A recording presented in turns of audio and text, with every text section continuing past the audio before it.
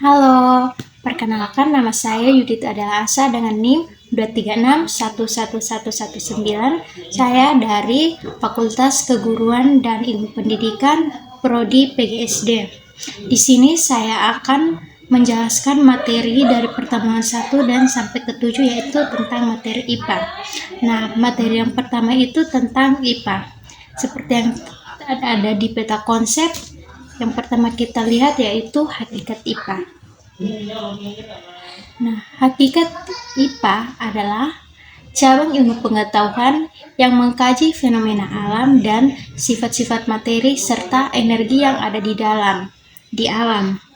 Ilmu pengetahuan alam mencakup berbagai bidang seperti fisika, kimia, biologi, astronomi, geologi, dan lain sebagainya. Tujuan utama dari IPA adalah untuk memahami dan menjelaskan berbagai fenomena alam yang terjadi di sekitar kita melalui metode ilmiah yang sistematis dan teruji.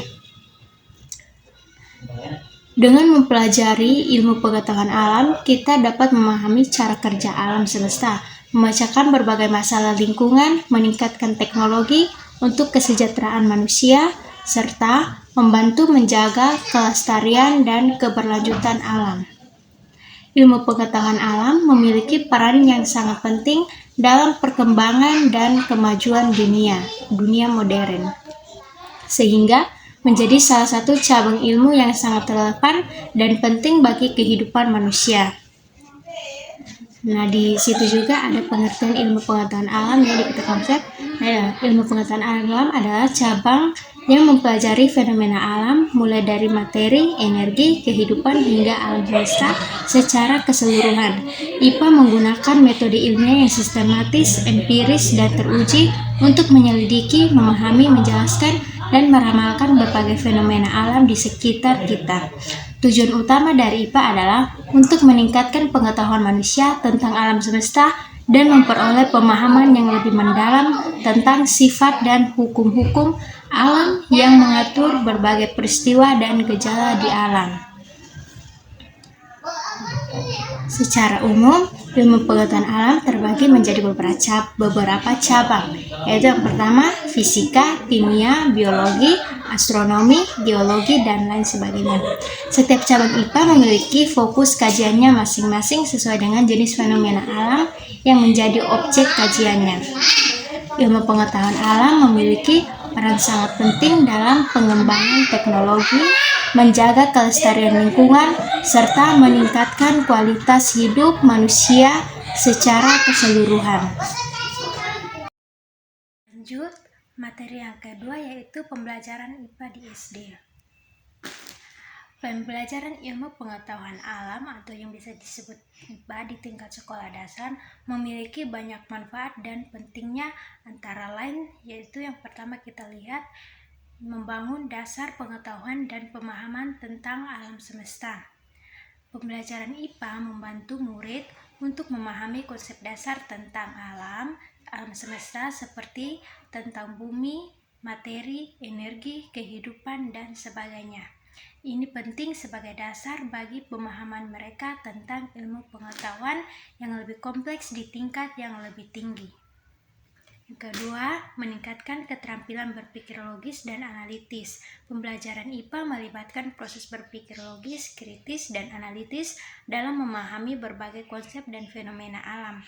Ini dapat membantu murid dalam mengembangkan keterampilan berpikir kritis dan analitis yang diperlukan dalam menghadapi berbagai tantangan kehidupan sehari-hari. Dan yang ketiga, mengembangkan keterampilan observasi dan eksperimen.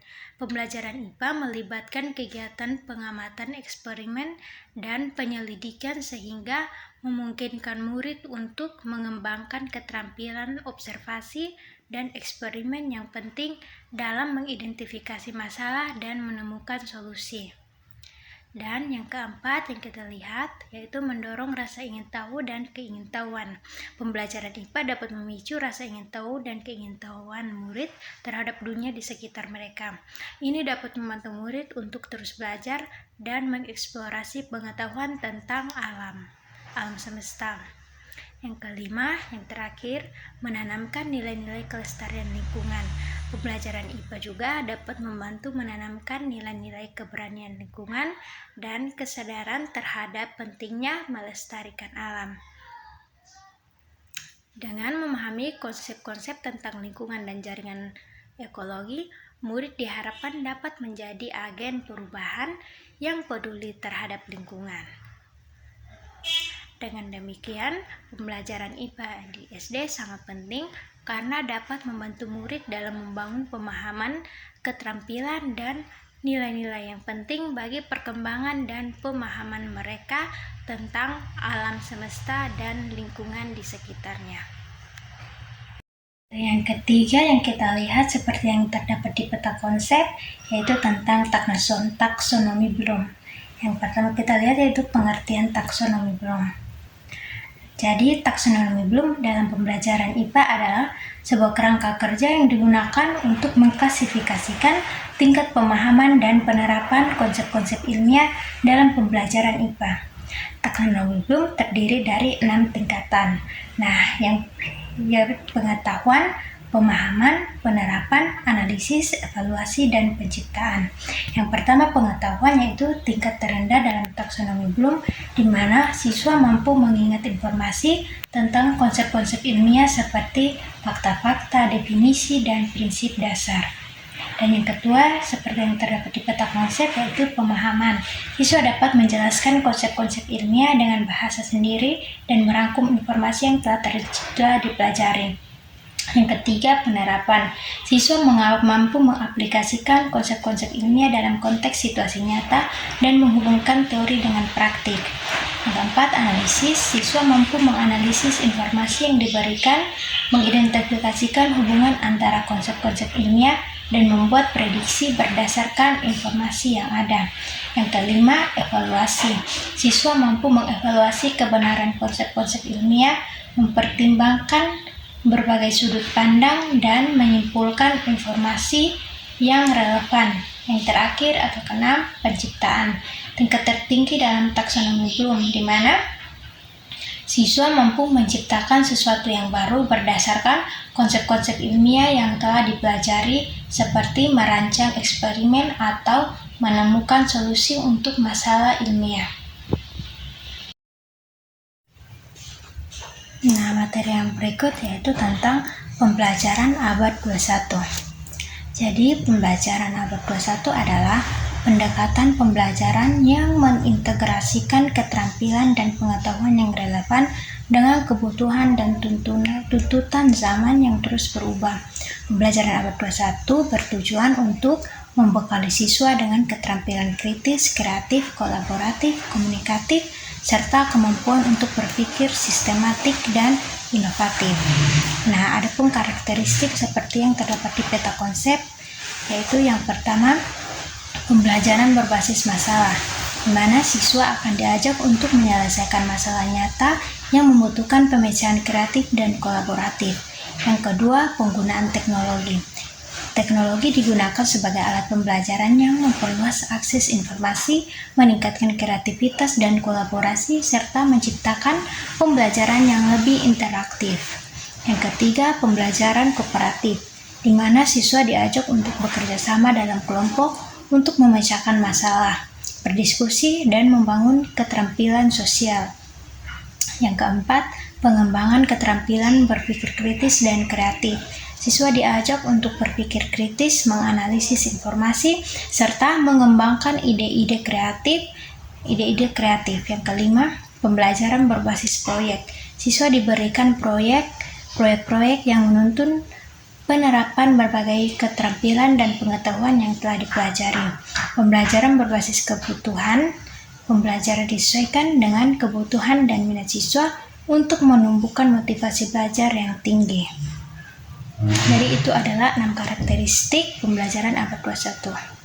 Nah, dengan pembelajaran ini diharapkan siswa dapat siap menghadapi tantangan dan kesempatan yang ada di era digital dan globalisasi saat ini. Mereka akan memiliki kemampuan untuk beradaptasi, berkolaborasi, dan berinovasi dalam menyelesaikan masalah kompleks yang dihadapi dalam kehidupan sehari-hari. Materi terakhir yang kita bahas yaitu tentang kompetensi guru abad 21.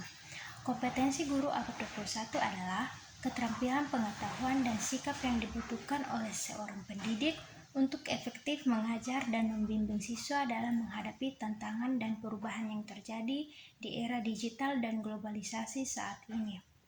Beberapa kompetensi guru abad 21 antara lain yaitu yang pertama, kompetensi pedagogik. Kompetensi pedagogik merupakan kemampuan guru yang berkenan dengan pemahaman terhadap peserta didik dan pengelolaan pembelajaran mulai dari merencanakan, melaksanakan, sampai dengan mengevaluasi secara umum. Secara umum kompetensi ini. Dan yang kedua, kompetensi kepribadian.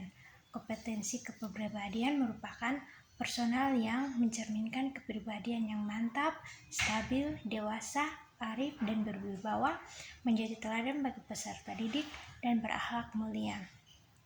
Kompetensi inti kepribadian seperti bertindak sesuai dengan norma agama, norma hukum, norma sosial, dan kebudayaan nasional Indonesia. Dan berulang menampilkan diri sebagai pribadi yang jujur, berakhlak, mulia, dan teladan bagi peserta didik dan masyarakat. Yang berikutnya menampilkan diri sebagai pribadi yang mantap, stabil, dewasa, arif, dan berwibawa. Yang berikutnya menunjukkan etos kerja tanggung jawab yang tinggi, rasa bangga menjadi guru, dan rasa percaya diri. Yang berikutnya menjunjung tinggi kode etik profesi guru. Dan kompetensi yang ketiga yaitu kompetensi sosial. Kompetensi sosial berkenan dengan kemampuan pendidik sebagai bagian dari masyarakat untuk berkomunikasi dan bergaul secara efektif dengan peserta didik, sesama pendidik, tenaga kependidikan, orang tua peserta didik, dan masyarakat di sekitar. Di sekolah, guru menjadi pengajar, pembimbing, serta teladan bagi para peserta didik.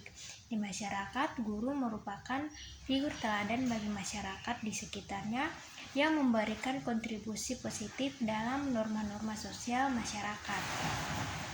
Kompetensi yang keempat yaitu kompetensi profesional. Kompetensi profesional merupakan kemampuan penguasaan materi pembelajaran secara luas dan mendalam yang mencakup penguasaan substansi isi materi pembelajaran dan substansi keilmuan yang menaungi materi dalam kurikulum serta menambah wawasan keilmuan. Kompetensi profesional meliputi menguasai materi, struktur, konsep, dan pola pikir keilmuan yang mendukung mata pelajaran yang diampu sesuai jenjang pendidikan. Kemampuan ini sangat penting dimiliki bagi seorang guru sebab apa yang akan disampaikan guru adalah ilmu pengetahuan yang memiliki karakteristik khusus. Menguasai standar kompetensi dan kompetensi dasar mata pelajaran bidang pengembangan yang diampu seperti memahami kompetensi inti, memahami kompetensi inti pembelajaran, dan memahami tujuan pembelajaran. Dan yang berikutnya, mengembangkan materi pembelajaran yang diampu secara kreatif.